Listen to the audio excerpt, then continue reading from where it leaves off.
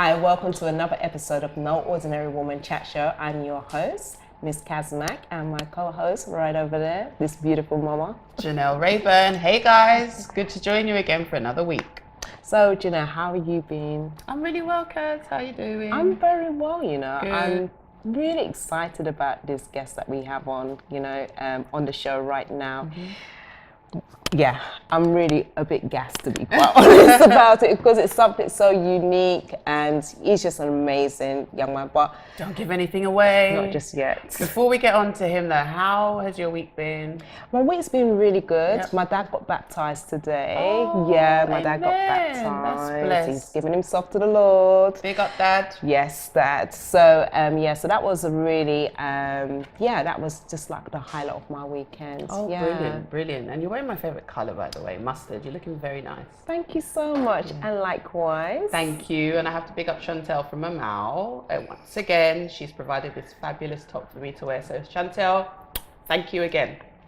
Great.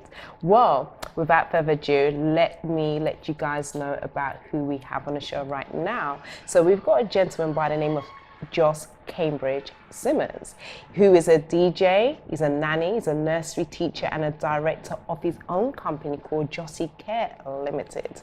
Joss is changing the narrative by going against the grain as a male childcare specialist. He's passionate about caring for children from birth to young adulthood. He established Jossy Care Ltd in 2007 to provide a wide range of childcare solutions based on his knowledge and expertise amassed throughout his career in childcare. He's very well respected in the field. Some have been dubbed in by the baby whisperer. So let's meet this young man that we have on our show right now. The baby whisperer. Yes. Hi guys. Hi. Hi, thanks for having me. Thank you for coming. How are you? I'm really well, thank you. I'm really well. It's been a really good journey. Amazing, emotional, overwhelming. And I've realised everything's interlinked because I'm a very big believer in feminine energies. And that's what's kind of taught me a lot, working with mums, having the mum I do, having 3 aunties, and now I'm on a podcast with 2 lovely women myself, and it's kind of come full circle, if that makes sense. I mean, I've never met a male nanny before, so there's a first for everything, and daddy daycare comes to mind. I don't want to cliche it, but it does. Yeah, it does. But meeting you in real life is, for me, is kind of mind-blowing because, you know what, I think we all suffer from stereotyping, and you think nanny and you think a woman, or you maybe think, Mary Poppins. Mary Poppins, right? So how on earth did you get into childcare as a man? From having little brothers, I used to look after them quite a lot. How many brothers have you got? I've got 2. One's just turned 17, one turned 16 carnival weekend, and being in their lives was like a big influence as a role model. Both their dads were around full time, but I used to have a lot of school runs, being late on the school run, being on time in the school run, and I used to mix and match with his friends as well. I did volunteer work in my brother's first nursery, and did volunteer work in his primary school. His teacher said that I was really good with children, I should go for it. And I think around the same time, I was looking for something to do, like a career. I was kind of stuck. Roughly, how old was you at this time? 18, 19. Okay. So I think I was working in Harrods at the time as a Christmas temp. And around that time, I got approached by a parent whose child had calmed down that I was making a sell to. I used to work for ABC Carpets. They sold Persian rugs, about £20,000 for a doormat. Wow. And they wipe your feet on. They're handmade, so imagine Knightsbridge and Harrods being Harrods, etc. I calmed down the lady's daughter, and then during that process, she was like, wow. To me, I couldn't sell this carpet if your child's crying. And I felt kind of bad that you've left your child to cry just to buy this rug that isn't going nowhere right now. So I calmed the child down. Mum was really grateful, come back another day and asked me to babysit. Hold on. So you was working in Harrods. Yes. I just want to get the picture in my head. and customers come Yeah. to purchase this carpet that costs us a hell of a lot of money, and her child is crying. You Yeah. calm down a child, and she's come back the next day and asked you to babysit this child. Yeah. Okay. Wow. And I was like, In Knightsbridge. yeah, I was like, I don't know how to do this because babysitting your brothers isn't babysitting, it's family. Yeah. So I think I spoke to my mum. My mum met the lady because I just wasn't sure. I didn't know about safeguarding, didn't know about anything. Looked after her child a few times. And then she was really persistent, saying to me that you should work with children, go for it. My mum felt the same way. My mum then found an advert in Islington Gazette Right. for Asquith Day nurseries. Yeah. Then the biggest nursery brand in the UK, or one of, at the time. And then I walked into the nursery interview, got a job on the spot, and I've been working with kids since. Wow. And this is from the age of 19. Yes. And for me, everything's so full circle where it was in the area I grew up in called Finbury Park. Right. I used to go Saturday school opposite it. My dad was from the area. It's like it was home for me. It was like it's a big part of my life, Finbury Park. So the fact it started from there, and a lot of things started from there for me beforehand, it was like, It's quite profound, isn't Yeah. it? So let me ask you something. As a young man, 18-year-old, probably got lots of friends, Yes. you know, kind of want to go out, do things that usual young 18-year-old Yeah. boys, men do. When you told your friends, or when your friends found out that you're Yeah. going to be a nanny, yeah. how did that go down? They was all for it because they knew I was working in nurseries from 19 up until the age of 29, and I've managed nurseries, been room leader in nurseries, children's centres for the government, worked in care homes, and worked with children with severe mental health issues, worked in youth clubs, running workshops, and my friends always knew I was working with children, so they've always been supportive. And where I might have had friends that were rather unruly, quote unquote, they never got me into the mix-up. Right. Well, you never go into the mix. They'd make sure I wouldn't get involved.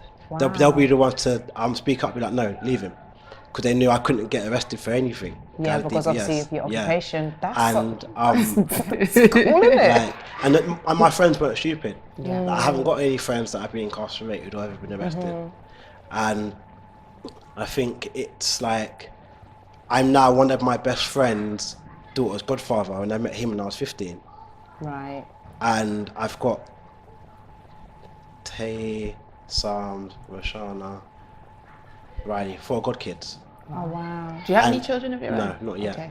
And I've realised everyone that's made me godparent has been of influence in my life previously, and they've all been so supportive of what I do. And I think that's being 18 and doing it. It came second nature.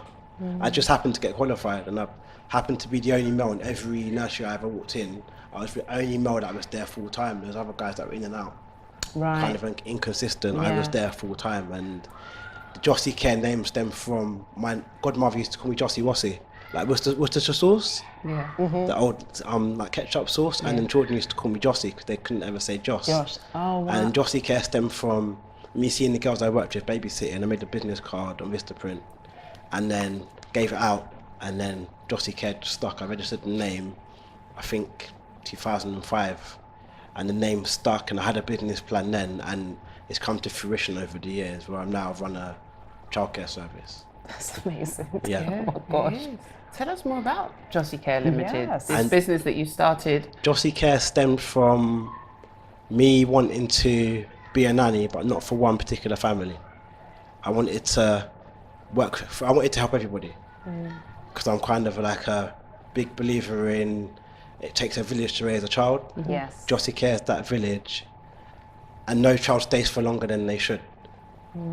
A lot of nannies have attachments with children that are quite unhealthy. Yeah. I have an attachment, but it's healthy, and I want you to move on. Like I help parents find nurseries when it's the time's right, because you can only learn so much from one person. Yes. And it stemmed from also not being able to get jobs through agencies because I'm a male. I get told that, oh, you should be a junior nanny or au pair. Au pairs get minimum wage and Yeah. live in. Yeah. I've never wanted to live in. And if I did, it was the roles that I've applied for were nice paid roles, but often get told you haven't got experience. Or even up until last week, I got told, oh, you're not what we're looking for. You lack experience. And I have all of the right experience and qualifications and references. And I'm still looking. I still look for jobs through other agencies because much as I have my own business, I still need to work. Yeah. And I don't always get it. Yeah. And I don't take their families. Yeah. I would sit there, and if the agency was called Chat Show, I work for Chat Show. I'm never going to mention what I do. Right. But I don't know if if they're scared of me but I've been blackballed somewhat, and every agency I go to now, the biggest ones in the country, tell me no. Wow. It's when I send an email, I'm very confrontational. So I send a big email, passionate, this, that, the other, and I tweet it, and it gets retweets, and everyone sees it, and then they just ignore me. Wow. If that makes sense. So that's where Jossy Care. Jossy Care stemmed from me not being able to, then making my own door and going through with that. But still, I want to still help everybody, if that makes sense. Yes. I'm not against them, but they don't. I think a lot of it is they don't know how to market us men or market something that's different. Yeah. And if I can be so bold as to say, I think the challenge for you is double because you're a black Yes. man in that space. Yes, so as it's well. not just that you're a male, but you also, have that challenge. And it's crazy because parents approach me for my services. They DM me on Instagram, on Twitter, on Facebook, my business page, and be like, oh, we've heard about you, or I found your website, are you available for a meeting? So for the fact that they tell me no, but parents find me, I never offer my services to people unless you put up an advert. It's like... That's God working in your favour. Yeah, and that's the universe. Yes, the universe works in ways absolutely. we'll never know. Yeah. And that's why I'm patient with life. I take my time. I fail.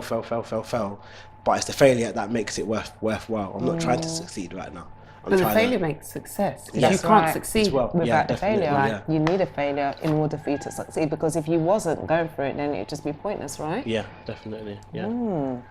So in regards to your daycare as well, because I understand you also offer support to other men as well. So can you tell us a little bit more about that? At one point, a few years ago, I used to do a father and baby group, which is like mother and baby groups, but I just called it father. Parents were welcome to come with their children, and we'll have conversations about issues parents face, confidence issues, things on how to make Play-Doh, change nappies, because as a new parent, not everyone knows how to change a nappy. True. It's not common sense. Yes.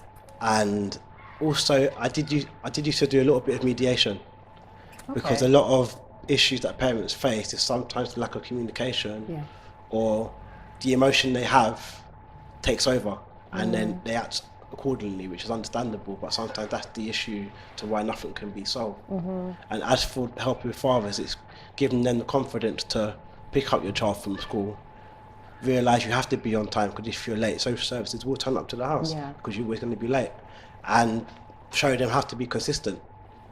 Because as for the mums just want consistent time and love. They don't want your money. And I've never heard a mum say, I haven't got any money, we can't do this today, child. Mum did it. Yeah.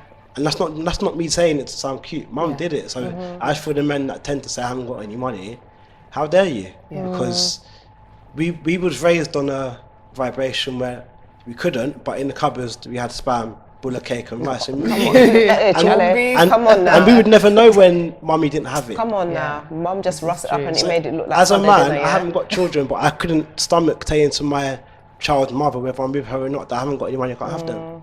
My dad's never said that to my mum. And they're not together, they've never really been together. But a lot of what I know stems from me watching my parents and learning from them, and learning love from them, and that's what I put into everything. So talk more about your dad then, because it sounds like he my was dad's a key influence. Been a very big influence on teaching me values and love, because he loves passionately, and I think I love even more passionately. Let me not cry, but wow, like he loves really passionately, and it's taught me to love selflessly and give. I don't give to receive. I could have nothing in my pocket, but I'll find something and give it to you. And that's when Jossy Care comes into it, to give something that I can't ever get back. If that makes sense. Yeah. I got my makeup on and I ain't trying to... That's just so beautiful, and I love the fact of what you stand for in terms of, because a lot of people do give to receive back, you know, and I could see the passion about you, your energy, you know, your vibration. I could just feel it straight away, you know. Definitely. It's just, wow. But also, what I wanted to touch on, if you don't mind, is in your 20s, you know, you was going through depression and everything else. Could you share a bit more about that? With depression and anxiety, it's more from not speaking. And the more you know, it can become to your detriment, because you just become too smart for your own good. And you give yourself the answers, but sometimes you need a conversation with someone. And life takes its toll on you. A lot of it is sometimes self-inflicted, where you might repeat certain situations all the time. So say, for example, you're not good with money. That situation can give you anxiety or depression, for the fact that it's your fault you're in that situation, but a conversation can give you the right advice to speak up on it. And then that can lead into other stuff where you might not want to get up and go anywhere. You might want to stay in the house, etc. You might not want to go out.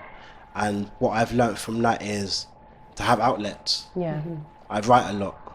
So my captions on Instagram might not be about how I feel, it's about the picture or whatever I put up. But writing and letting my words articulate and flow like water literally gets it out of me. I cook. I love cooking. And cooking, like, cooking the one time you're in control of everything. What's your best dish? My best dish is, I'm pescatarian now, so it's usually a fish dish, like a snapper or salmon. When I was eating meat, stewed chicken, like a lamb chop and lasagna, apple crumble. And so you have to have a dessert as well. Yeah, and apple crumble apple crumble and sour and fresh cream. Because you make more crumble than apple. We only make it for the crumble. And cooking kind of was a good outlet. Writing, going for walks, learning that it's okay to not be okay. It's perfectly fine. I think that's key, because I think so much of us is trying to, because we obviously have this pressure with the social media and everything, we're trying to live this perfect kind of life, and it's impossible, because nobody's life is perfect, you know what I mean? And I like the fact that you actually found strategies to help to cope with depression, do you know what I mean? But in regards to you being a man going through all of that, what would you say to another young man or a grown man? Cry. Cry. Because I believe tears cleanse the soul. Like when you use water to wash your hand, it cleans you. Same way your tears do. And speak. And go where you can grow, and go where the love is. Because sometimes you might get a conversation from someone that doesn't sit well with you, that isn't for you, and that might push you back to never want to speak again. But find someone you can speak to. And also, the little things you enjoy doing in life, do them. So if you've got a morning routine where you might iron your shirt before you jump in the shower, and that gives you that vibe, do it. Because I know I've got little routines in the morning that I enjoy doing, that when I do them, I feel on top of the world. Like this morning, I knew I was going to a podcast, so I ironed my stuff yesterday. I ironed some stuff this morning. And then I'm seeing someone, so with the girl that I'm seeing, we had a nice conversation in the morning. She walked me to the train station and I made my way out. That's a nice routine where when I stay at hers, I walk her train station in the morning before she goes to work.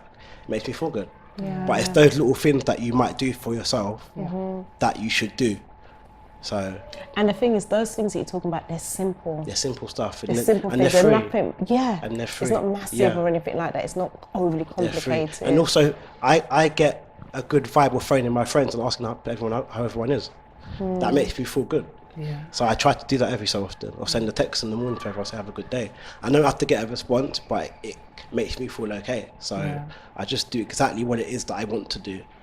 I can certainly, like we were talking about your energy, I can certainly see why you would be amazing. You are amazing with children, because actually it's a natural gift. It's something that's been given to you by the universe, and now you're letting that out, and you're letting that shine, and you're drawing people in, and you're drawing, I mean, you know, back to how it all started in this Persian rug shop. I mean, who would have ever thought, right? I never would have imagined I would have been this far. And then I've had a thought about doing podcasts and interviews. I had 2 today, and I've got 1 next week. There you go. The list I sent you, I've got 10 so far. So the universe is just working. It's speaking. So as a man in the field of childcare, which is against the grain, it's not what would be considered the norm. What advice would you give to another man who is considering into the field of childcare, but maybe is struggling with, oh, that's not what a man should be doing, or those kinds of negative kind of rhetoric around men in childcare? Yeah. If you have a child, volunteer in your son's nursery or your daughter's nursery. Look at the qualifications that you can gain from it, because there's child psychology, early years childhood studies. You can be an EYFS teacher, so teach a reception class, so you've got a PGC in your teacher. As for nannying, being a qualified nanny, you're even more sought for, because a lot of nannies aren't qualified. They don't have to be. There's no law. Yeah. And as for nannying as well, realizing that you can, and you don't know it until you try it. Because a lot of men get labelled that, oh yeah, you'll be great with the big kids, they'll love you. Yeah. But you're probably also great with babies, because there's no law or rule to say that only women are good with babies because they can conceive. When some mums aren't always maternal and some dads ain't paternal.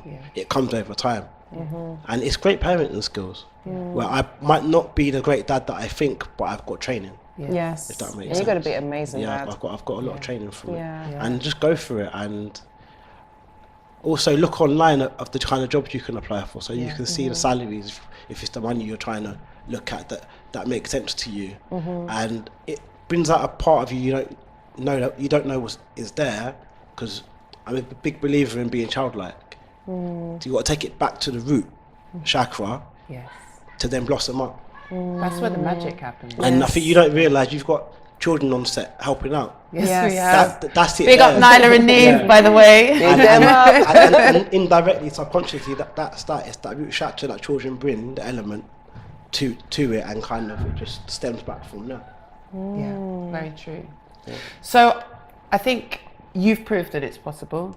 You face challenges as a man, but you've proved it's possible. You've proved that men have as much right to be in the space and the field of childcare as women. But there must be some changes that need to happen within the childcare industry for it to fully embrace the male in that space. So what changes would you like to see? Market us well. So in the adverts that I often see out and about on social media, on TV, on billboards, have men and women in the adverts.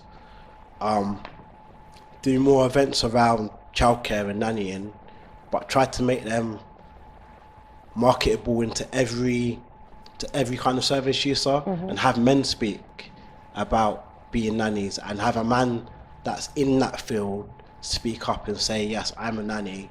And I think a lot of parents, because my biggest advocates are my clients, my families that I work with. If these families were to come and speak up on behalf of the nannies that they employ, everyone will be dumbfounded. If my parents were to come and speak, I might have had their child once, but if I've left a good vibration there, they're going to have something highly to say about me. And as for childcare, the most important person is the child, then the parents. So a lot of it's that, as well as market us right. When I phone up agencies, we haven't got any jobs for men. It's not a male or female field. I've been asked to be a birthing partner.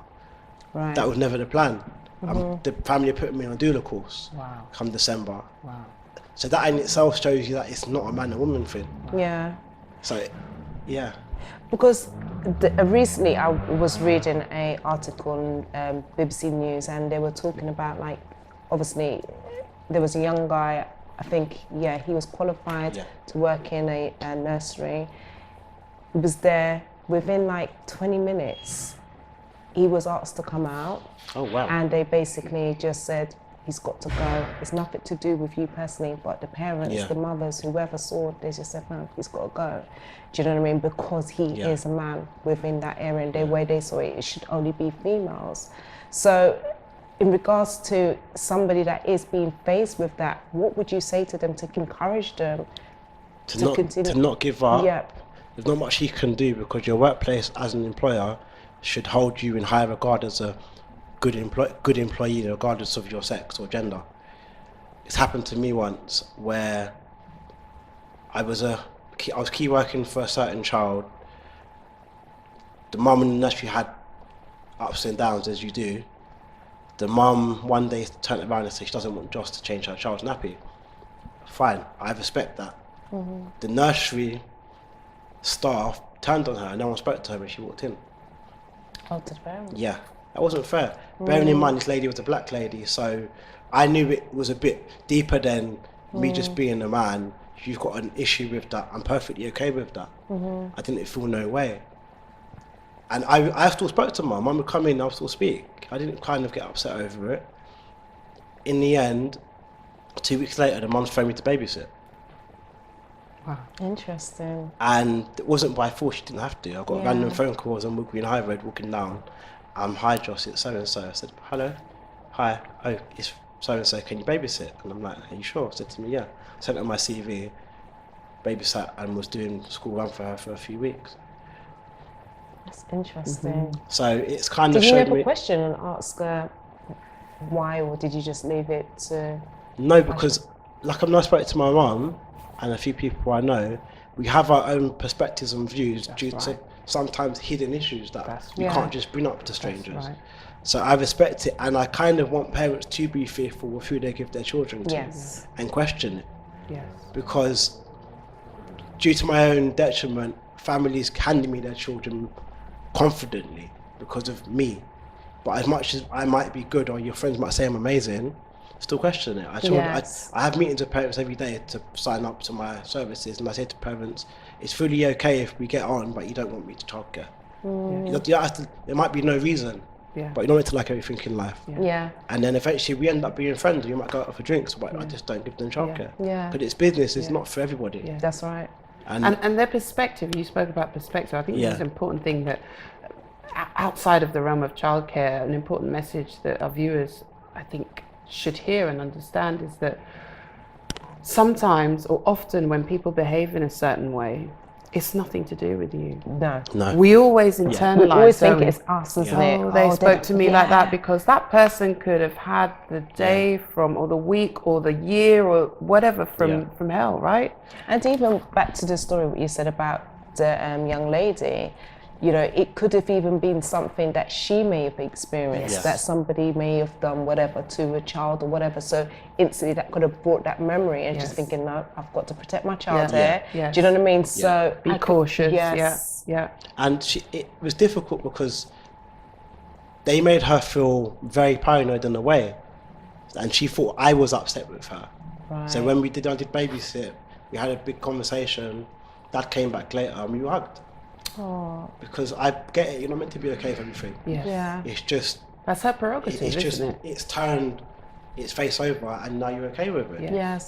And now you're one of my biggest supporters. So it's like, I'm very grateful. I'm very grateful. Okay, so we're going to be winding down real soon. But before we do, who is your female role model? Mummy. Oh, Mummy. I don't call her Mummy, Mum. But because it's my mum that's always told me to be myself. She hasn't really told me, she's allowed me to be myself. Where my mum, where I've been dating, when I've just dated girls, my mum's been okay with that. My mum's been, we've been raving together. My mum likes Red Groove, my mum likes house music. Yeah, she likes house and tune, right? And that's the reason why I like garage and house music. My mum's got me into DJing. My dad bought me the decks. My mum introduced me to house music. Gave me my first Super D CD. My mum's Super D's biggest fan. I'm now good friends with Super D. Wow. Your mum sounds cool, man. It's like we've gone Ministry of Sound together. We've gone like Shubs's, and where we've gone out with the family. It's gone on till 6 a.m. in the morning. I'm in the car sleeping. Mum's still raving. So my mum's been my biggest role model because she's always worked. I've been working since 15, 16. My first job was in McDonald's. She's helped me realise how to have a CV, how to behave in a professional environment. She says it's never a black thing. If you call it that, it's going to be it forever. So I've never seen it as I'm black, I've got to behave a certain way. It's there, but it's not in my head. As well as my email address, joss.cambridgesimmons@gmail. My mum said have your surname and name in the email address so it's legible. Little things like that. And also resilience, like women are the strongest beings walking this earth. Come on now. Mummy bared me in her belly. I'm bigger than her, but I'm not bigger than her. Yeah. And my dad speaks highly of my mum the same way. My dad says that if he was to ever do it again, he would have another child, have the same child again with my mum, and have the same other child, my other brother, with his mum. He wouldn't choose anybody else. He wouldn't choose any other mothers for both of his children. He wouldn't change it at all. That's beautiful. Oh my gosh. And that's how I see love, because you don't stop loving, but you let go of some of the strings. Yeah. And mummy and daddy have taught me that, and it's that feminine energy that I keep speaking on. I've got 3 strong aunties, and they've all got 2 daughters each that are very strong women. And I've got 2 best friends that are very strong women that are probably watching this, Leanne, Fiona, 3, and Raquel, my daughter's godmom, that are very 3 strong women. The woman I happen to be dating now is a very strong woman. And I'm so supportive of it, because it's, as black women, yes, but then as women on the whole, a bigger yes. Yeah. Because eventually we want to teach our children that it's no longer a colour thing, we're fighting that battle for them. So when it comes to them, they no longer have to even talk about their skin complexion or their hair. They can be in spaces and be who they want to be. And I get that from my mum. My mum's got a hairline like me. She's grown her hair into kind of, she used to have locks, now she's grown it, and now I'm growing my hair, and I've realised I'm probably going on my mum's footpath, etc. That's so refreshing. I know we have to wrap up. So yeah. But that's really refreshing, because a lot of the time men struggle with the idea of a strong female. Maybe not openly and articulate that, but in my experience anyway, I can only speak from my experience, they struggle with that and aren't supportive of that. So for a man, it takes a strong man, a really strong man, to support a strong woman and let a strong woman be. So thank you. Big up yourself. Thank you. So what events have you got coming up? November the 3rd, I'm speaking at National Safeguarding Conference. And November the 17th, National Men's Day, I'm speaking in Luton at an event. Other podcasts coming up, I'm blogging as well. My website is jossicare.co.uk or Tell them in that camera jossicare.co.uk or .com. Instagram's Jossy Care, Facebook and Twitter is Jossy Care, everything's Jossy Care. And as for more events, there's more to come that all are going to be linked and put on my event page on my website. Maybe a book? Yeah, I have an idea of a book about love, because the way I see love and feel it, I can actually talk about it for hours. So I've always had an idea and feeling that I'm going to write a book about love and how I perceive it. Yeah. Oh, wow. Yeah. I'm looking forward to this book. Me too. Yeah. Yes. Yeah. Well, thank you so much for coming on the show. Thank you. So, I really enjoyed this episode. I did as well. He's going to babysit for me. Yeah, my kids. And name you as godfather for my kids when I have them. Thank you. Okay, so, well, we're going to have to wrap up now. Well, wrap up. Now it's the end, unfortunately. But we hope you enjoyed the show today. And make sure you do subscribe to our YouTube channel. Make sure you share, because sharing is caring. And until next time, we say... Ciao. Bye. Bye-bye. Woman, you are the key. It's only natural.